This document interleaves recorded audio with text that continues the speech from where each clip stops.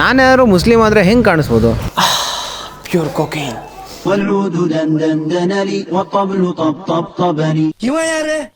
ಯಾರ್ಯಾರು ಬರ್ತಾರೋ ಮರ ಈ ಮನ್ಯಾಗ?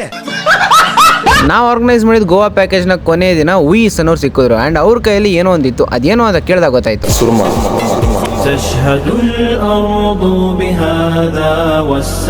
ಇದಾಕಂಡ್ರೆ ಕಣ್ಣಲ್ಲಿ ಗಲೀಜು ಎಲ್ಲ ಕಮ್ಮಿ ಆಗುತ್ತಂತೆ ಗೈಸ್. ಅದಕ್ಕೆ ಇವತ್ತು ಕಣ್ಣಿಗೆ ಈ ಸುರ್ಮಾ ಹಾಕೊಂಡು ಬಂದಿರೋ ರಿಯಾಕ್ಷನ್ ರೆಕಾರ್ಡ್ ಮಾಡೋಣ ಅಂತ ಹೊರಟೆ. ಆದ್ರೆ ಇದನ್ನ ಫಸ್ಟ್ ಟೈಮ್ ಕಣ್ಣಿಗೆ ಹಾಕೊಂಡಿದ್ದಕ್ಕೆ ನನ್ನ ಕಣ್ಣಿಗೆ ನಾನೇ ಧೂಳು ಹಾಕೊಂಡಂಗೆ ಅನ್ಸ್ಬಿಡ್ತು.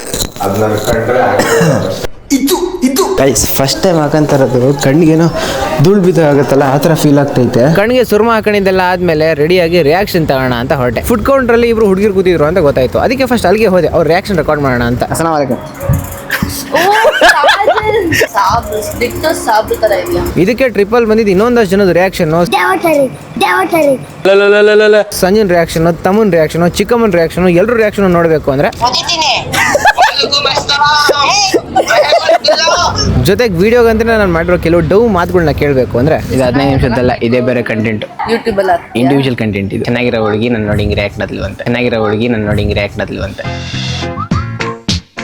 ಫುಲ್ ವಿಡಿಯೋ ಯೂಟ್ಯೂಬಲ್ಲಿ ಅಪ್ಲೋಡ್ ಆಗಿದೆ, ಹೋಗಿ ಚೆಕ್ಔಟ್ ಮಾಡಿ ಗಾಯ್ಸ್. ವಿಡಿಯೋನ ಎಂಟರ್ಟೈನ್ಮೆಂಟ್ ಆಗಿ ತಗೊಳ್ಳಿ, ಸೀರಿಯಸ್ ಆಗಿ ತಗೊಳಕ್ಕೆ ಹೋಗ್ಬೇಡಿ. ಅಕಸ್ಮಾತ್ ಯೂಟ್ಯೂಬಲ್ಲಿ ವಿತಿನ್ 1 ವೀಕ್ ಏನಾದ್ರು 1.5 ಲಕ್ಷ ವ್ಯೂಸ್ ದಾಟ್ಬಿಟ್ರೆ ನಾನು ಹೇಳ್ಕೊಟ್ರಲ್ಲ ಸುರ್ಮಾ ಹಾಕೋದು ಹೆಂಗೆ ಅಂತ, ಅವ್ರನ್ನ ಪದ್ಧತಿ ಪ್ರಕಾರ ದೇವಸ್ಥಾನ ಕರ್ಕೊಂಡು ಹೋಗ್ತೀನಿ. ಇದನ್ನ ಬಗ್ಗೆ ಸೀರಿಯಸ್ ಆಗಿ ತಗೊಳ್ಳಿ ಪ್ಲೀಸ್.